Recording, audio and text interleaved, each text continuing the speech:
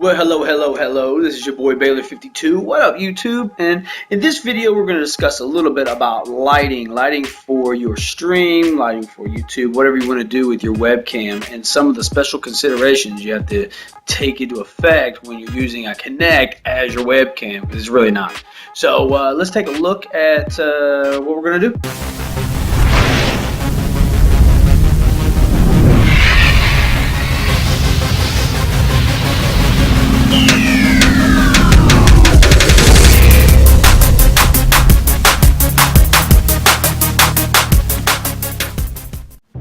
Okay, so we're doing some streaming, we're making some videos, and we might think, why do I need lighting? What's wrong with the lights I already have?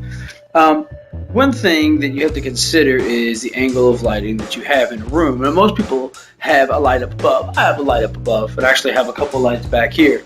But those lights don't do a great job of lighting up what your viewers want to see. Okay, so when I watch a stream or I watch a video, I'm interested in the content they're playing or the message they're trying to get across. And especially with streams, I want to see their reactions. When I'm talking to them in the chat, I want to feel like we're having, I don't want to say a connection, that sounds creepy, but a kind of a connection. I want to see that they thought what I said was kind of funny, or that they think what I said is stupid, whatever. So it's important that people can see your face, and it goes a long way as a streamer to letting you guys know the sincerity of that I'm enjoying our conversation. So when you have a light behind you, obviously you're going to light the back of you, and you're not going to see a lot of the expressions that you may be making. When you have a light above like I have here, it will light your face, and you will get some light ambiently off the walls, bouncing off the walls, things like that.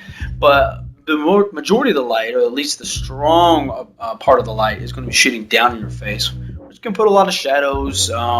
It just doesn't look super pleasing to the eye. Now, right now, I'm recording during the day, okay, and so I have a lot of natural light in here, and it's pretty good, right?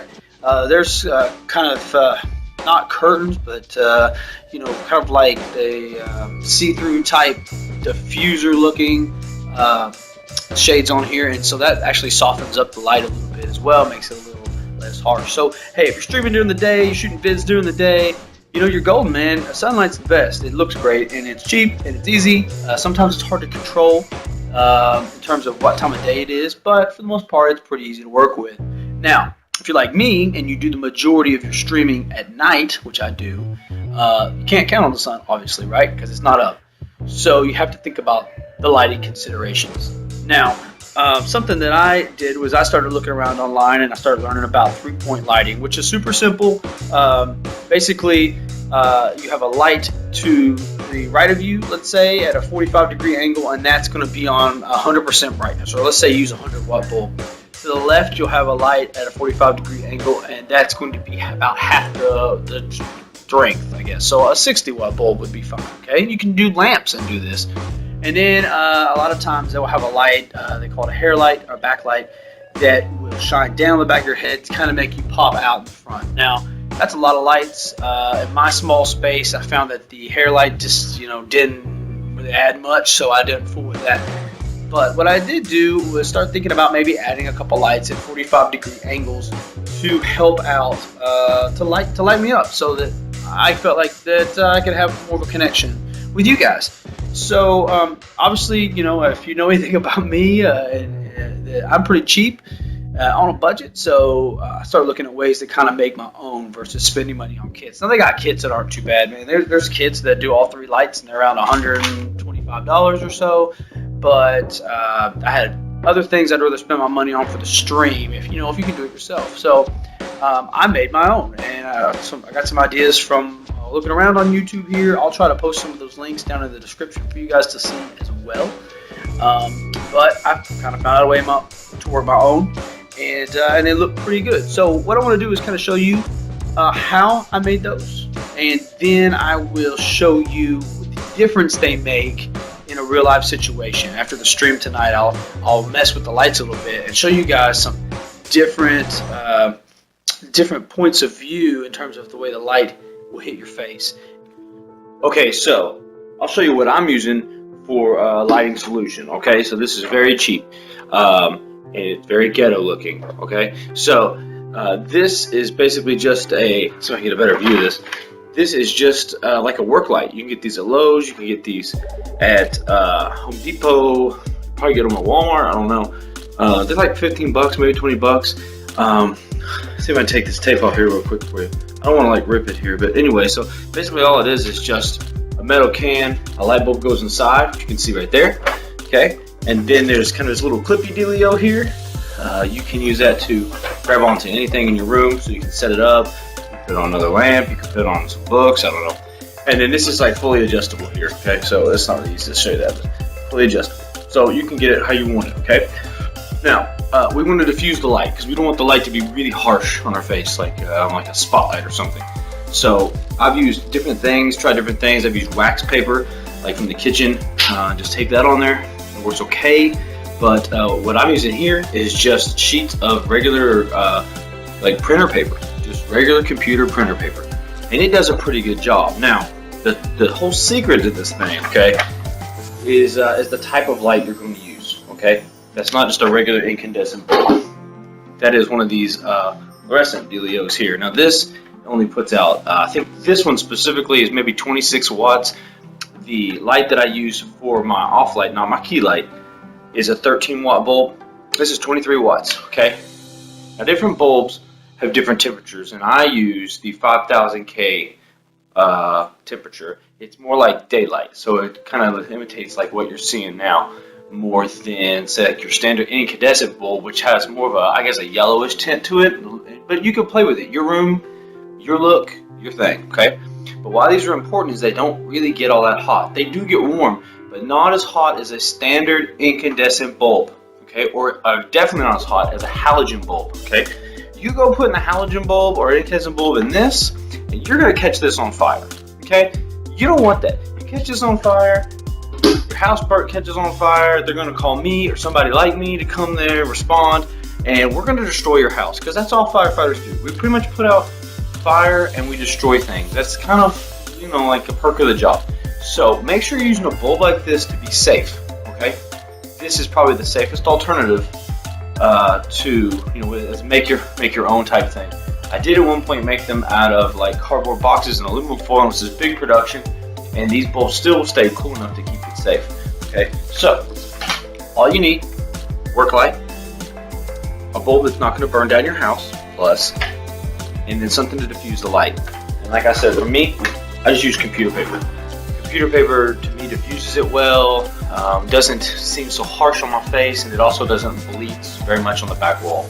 But things like wax paper would be just fine, and you can play with it in your own room. I have a fairly large room here that I'm in, so it just depends on a lot of factors to do with you personally. Okay, so that's really all you need to get started lighting yourself, to hopefully make a stronger connection with your audience. Okay, so here we are. We just finished up a stream, and while it is dark outside, I wanted to kind of give you guys an idea of what these different lighting setups look like. So this is kind of just the standard overhead light in the room. That's all I have on right now. I have nothing else going on right now, and as you can kind of tell, I'm pretty washed out over the top, and I've got some weird shadows going on. Looks like I got some really dark eyeballs or something. This works if this is all you have, but it doesn't really highlight much in terms of like maybe what my expressions are. So we talked about the softbox, and we've made a couple now. So I want to show you what one softbox lit from my right side looks like. I'll turn this light off, turn that one on, and give you guys an idea of the effect that it has, just one, okay? Okay, so we got this light off top here, and now I have just the light over here on the side. So you can see that my face is more lit up, but I have more of a dark shadow on this side. So if I'm actually looking at my screen like I am now, you can see there's a lot of darkness here on my other side of my nose, and just kind of, knocked out over here. Now, like we said before with the Kinect, we don't have any adjustment. It's up to the Kinect to figure out what it's going to do.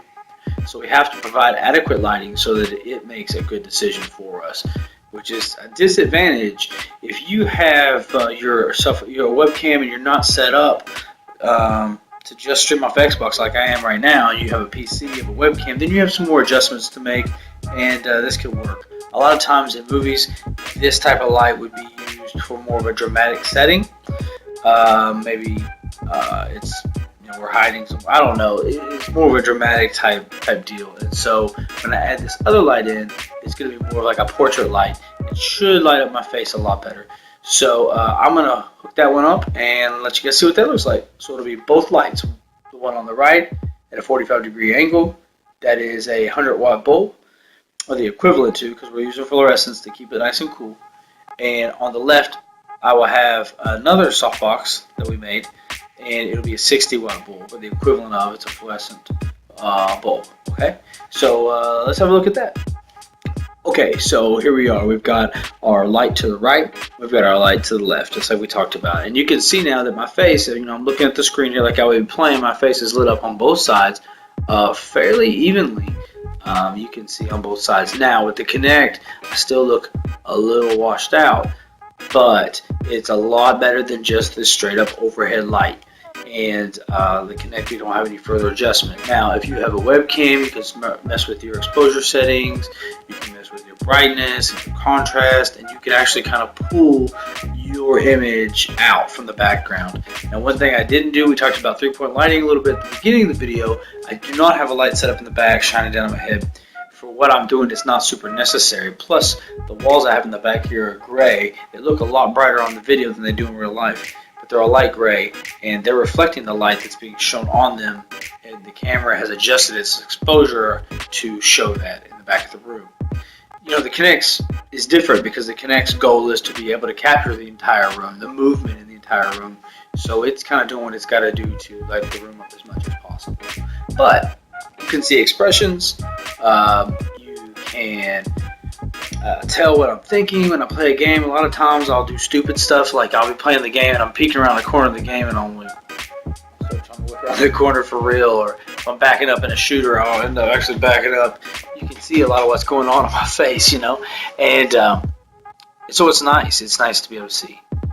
So this is really a better option than the overhead light if you can do it. Now if you don't have the resources or don't take on this project of building these soft boxes, they're really easy, but you could also achieve something similar by using lamps.